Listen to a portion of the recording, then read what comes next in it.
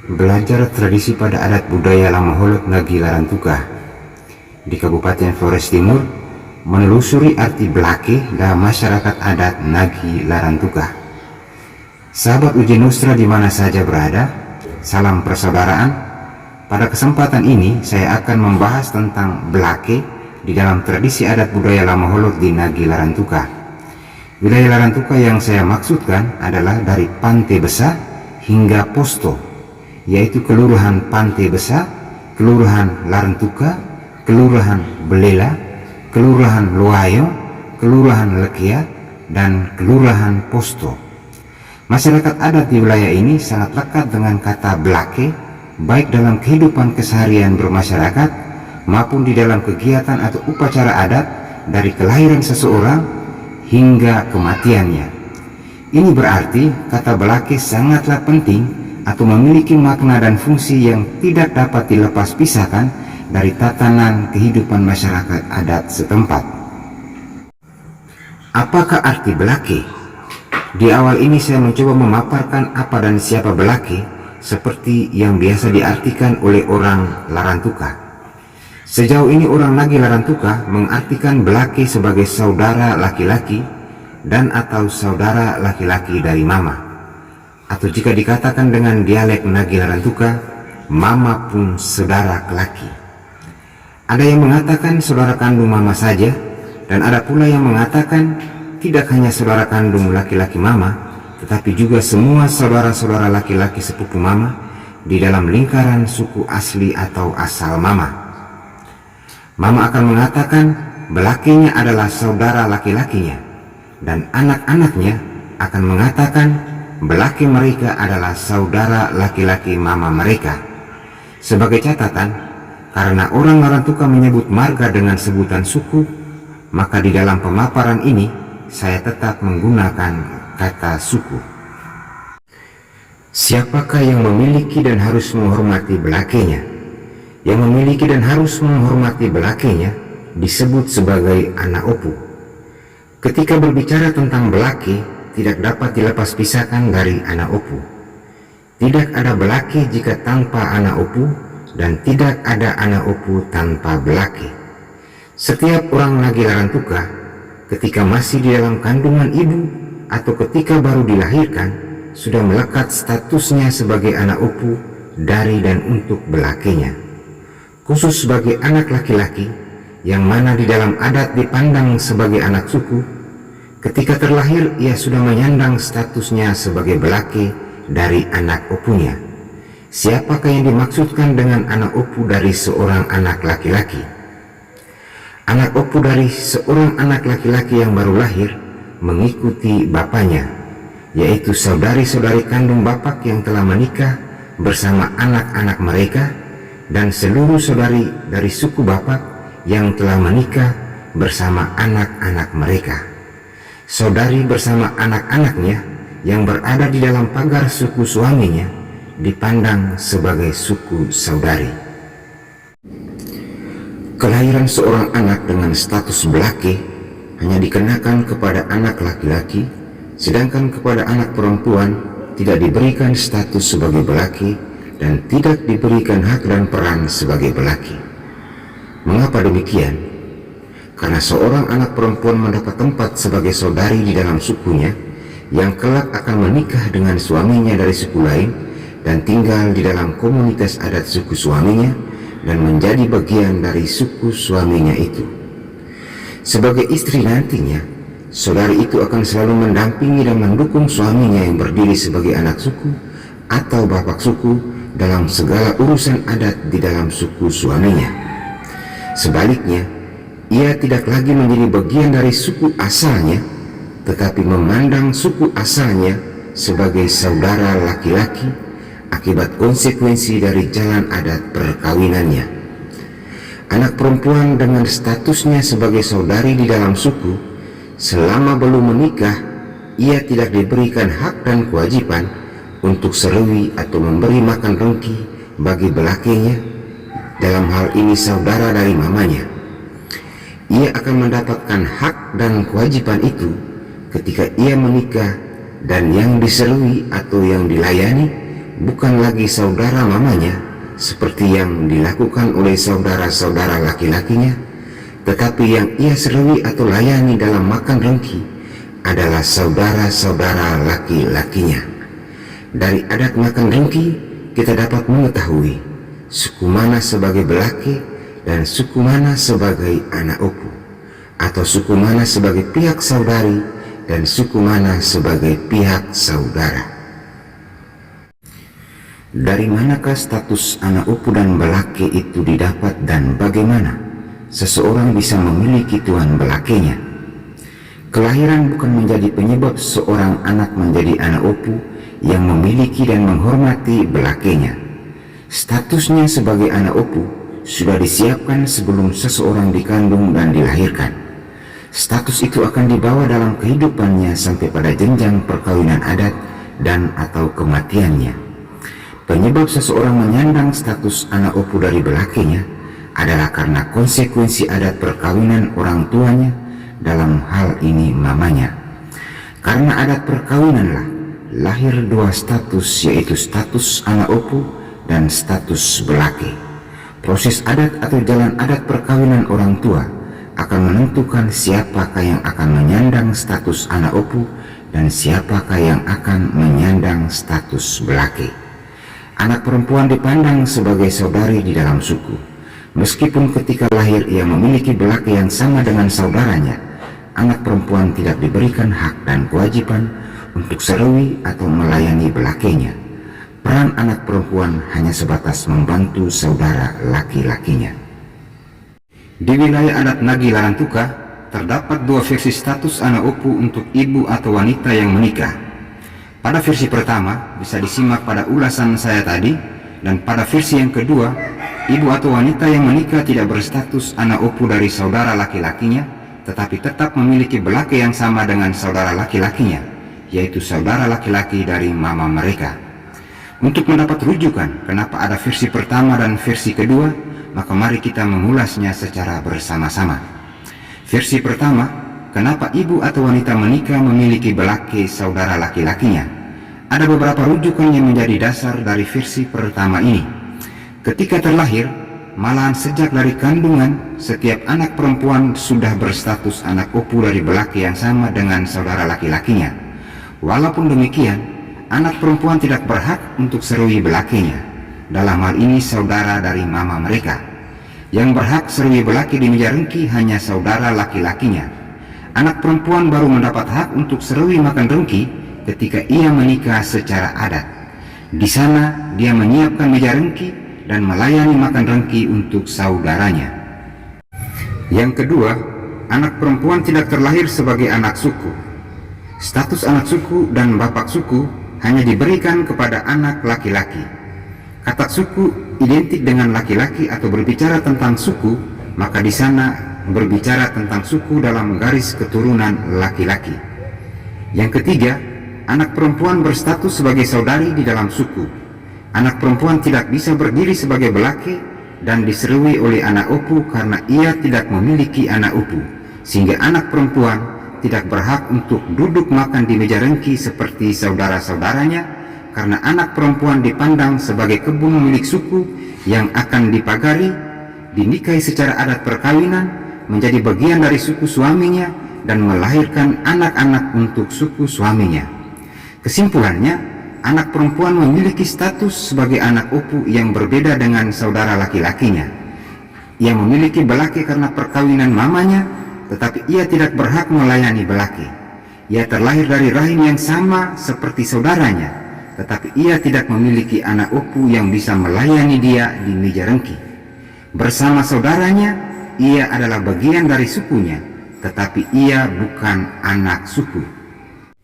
Yang keempat, jalan adat perkawinan dari saudari atau anak perempuanlah yang menyebabkan adanya status belaki dan anak opu. Jika tidak ada perkawinan saudari, maka tidak ada kedua status tersebut. Hanya anak perempuan atau saudarilah yang bisa membuat cerita baru tentang belaki dan anak opu. Maka anak perempuan atau saudari pun bisa membuat cerita tentang dirinya sendiri agar ia bisa memiliki belaki yang bisa ia serui makan rengki. Yang kelima, mari kita mengambil poin-poin penting di dalam jalan adat perkawinan saudari. Yang pertama, pihak suku calon mempelai pria berstatus sebagai anak opu, dan pihak suku dari calon mempelai wanita berstatus sebagai tuan belaki. Yang kedua, yang dipandang sebagai tuan belaki atau si pemilik kebun adalah suku dari calon mempelai wanita, bukan suku saudara mama dari calon mempelai wanita. Yang ketiga, perkawinan itu dipandang sebagai perkawinan antara dua suku, yaitu antara anak suku dari anak opu dan saudari dari tuan belaki. Yang keempat, kebun atau saudari yang dipagari oleh anak opu telah menjadi milik anak opu, tetapi suku saudara sebagai belaki tetap menjadi tuan atas kebun tersebut. Maka seperti status tuan tanah di tanah lama Holot, meskipun tanah sebidang telah dibeli dan menjadi milik orang lain, tuan tanah tetap berhak atas segala seremoni adat di atas tanah tersebut. Yang kelima, benih-benih yang dihantar oleh anak opu disirami di kebun milik tuan belaki yang telah dipagari oleh anak opu, bukan di kebun milik saudara dari mamanya calon mempelai wanita.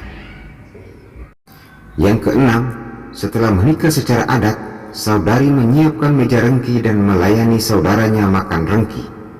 Ini adalah salah satu momen terindah dalam hidup saudari, karena menjadi peristiwa pertama dalam hidupnya bisa menyiapkan meja rengki dan serui makan rengki.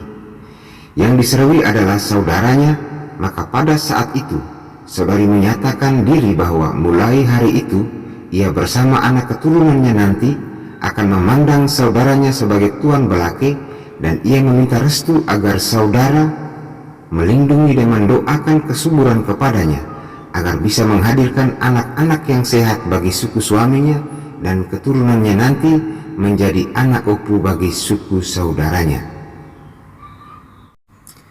Yang ketujuh, sedangkan untuk suku atau saudara dari mama mempelai wanita, disediakan meja rengki oleh suku atau saudara dari mempelai wanita sebagai tanda penghargaan dan terima kasih, dan sekaligus sebagai simbol untuk menyampaikan bahwa mereka tetap serui saudara dari mama sebagai belaki, tetapi mulai hari itu, saudari mereka yang telah menikah akan melayani atau serui mereka sebagai saudara atau tuan belakinya.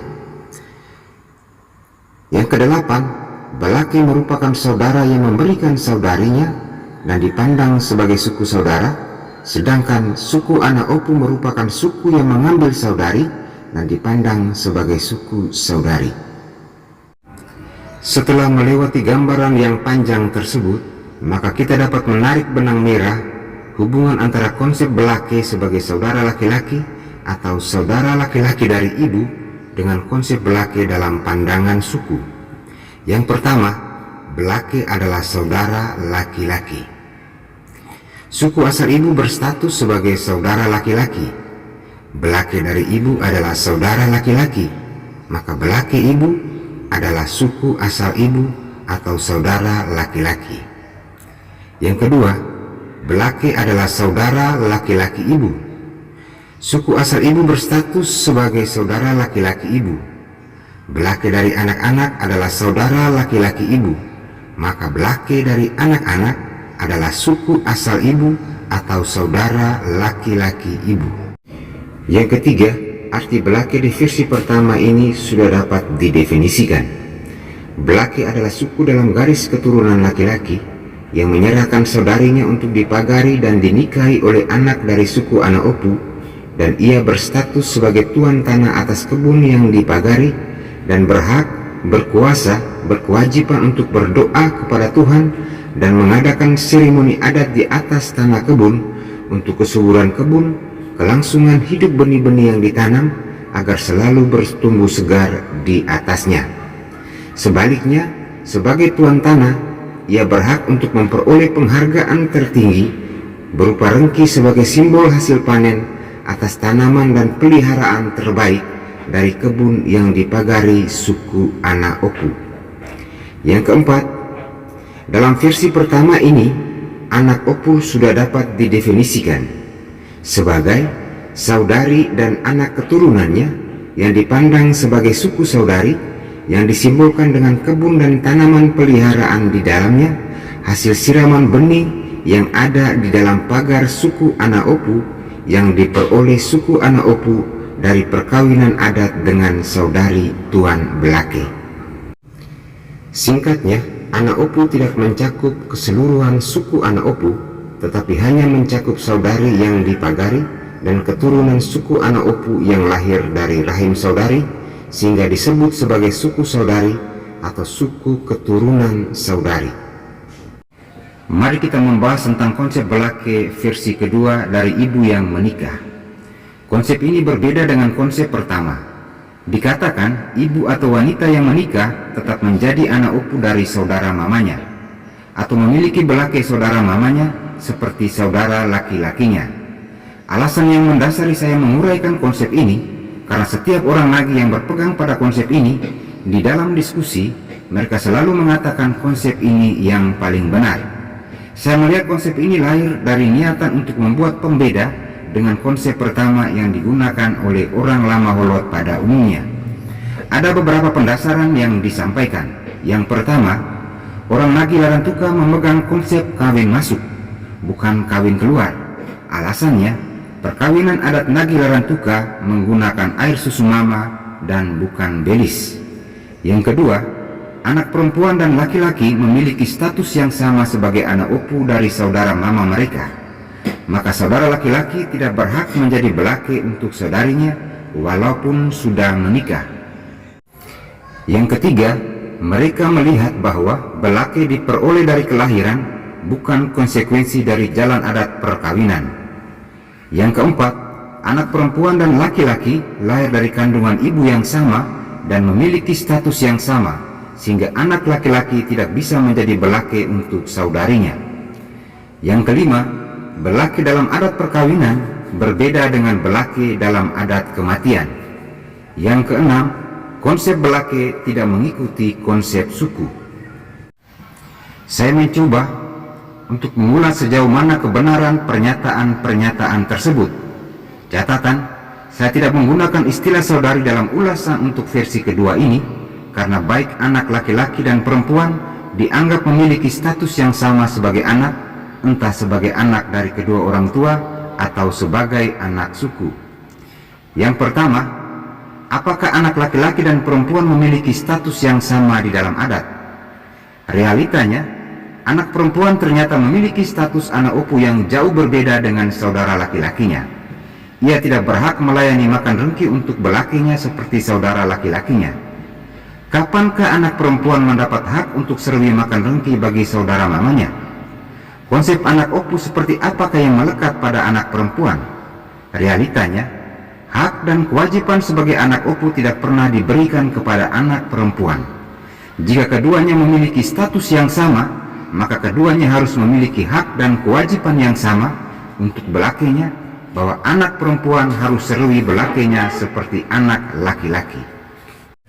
Yang kedua, dikatakan status Anaopu dari anak perempuan tidak berubah meskipun sudah menikah. Realitanya, jika status anak laki-laki dan perempuan menikah tetap sama, maka pada saat perkawinan adat, saudaranya tidak berhak dilayani, diserui oleh saudarinya yang menikah. Saudara tidak berhak makan rengki dari saudarinya. Yang ketiga, dikatakan konsep perkawinan Larantuka adalah kawin masuk dan tidak mengubah status Anaopu dari wanita yang menikah. Ternyata, jalan adat perkawinannya masih ada istilah pagar oleh suku Anaopu. Seharusnya istilah pagar ini dihilangkan, karena jika kawin masuk, maka suku Anaopu tidak berhak untuk memagari kebun atau anak perempuan. Yang keempat, anak laki-laki dan perempuan dilahirkan dari ibu yang sama, maka anak laki-laki tidak bisa menjadi belake untuk saudarinya. Apakah anak laki-laki dan perempuan mendapat hak dan kewajiban yang sama karena dikatakan dilahirkan dari ibu yang sama? Ternyata realitanya, anak perempuan tidak bisa berdiri sebagai belake bersama saudaranya. Jika mereka terlahir sebagai anak opu yang sama, mereka pun harus terlahir sebagai belake yang sama. Ini adalah sebuah harapan yang sangat jauh, bahwa sebagai yang terlahir dari rahim yang sama, anak perempuan tidak bisa atau dilarang makan rengki seperti saudaranya. Dengan status yang sama, seharusnya anak perempuan mendapat tempat sebagai anak suku, atau sebagai mama suku. Yang kelima, dikatakan belaki dalam adat perkawinan berbeda dengan belaki dalam adat kematian. Apakah kata belaki memiliki lebih dari satu arti atau definisi dan saling berbeda satu dengan yang lain?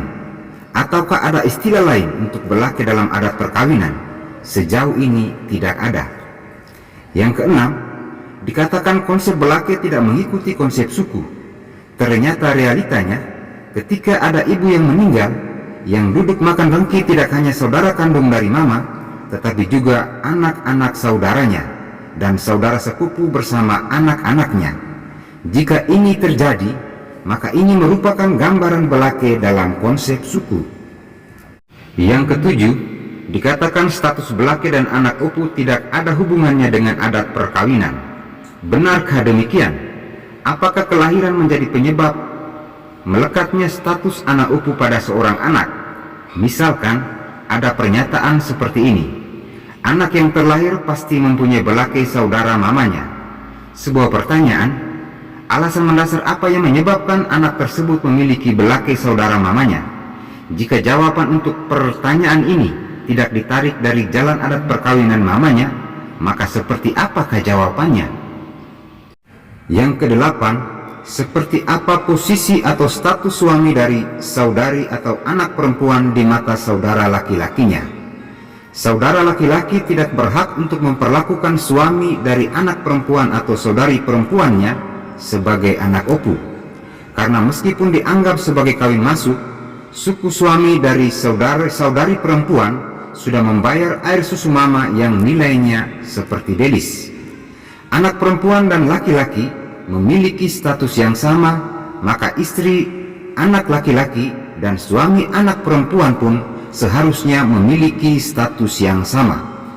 Karena tidak ada konsep belaki dan anak opu secara suku yang lahir sebagai konsekuensi dari sebuah jalan adat perkawinan, maka suami dari anak perempuan tidak memandang saudara dari istrinya sebagai belaki. Beberapa catatan, ada solusi untuk mendamaikan kedua versi ini. Agar tidak ada kerancuan dalam versi ini, maka yang harus dilakukan adalah yang pertama, hilangkan istilah pagar dalam adat perkawinan agar bisa mendekati konsep kawin masuk. Yang kedua, anak perempuan atau ibu menikah harus diberikan hak dan kewajiban untuk serui atau melayani makan rengki bagi belakinya seperti saudara laki-lakinya. Yang ketiga, anak perempuan harus diberikan hak sebagai belaki seperti saudara laki-lakinya karena mereka terlahir dari ibu yang sama. Yang keempat, bisa dibuat istilah lain untuk istilah belaki dalam adat perkawinan. Yang kelima, tidak boleh ada orang lain yang bisa menggantikan saudara kandung laki-laki ibu sebagai belaki, baik itu anaknya, sepupunya, atau anak sepupunya.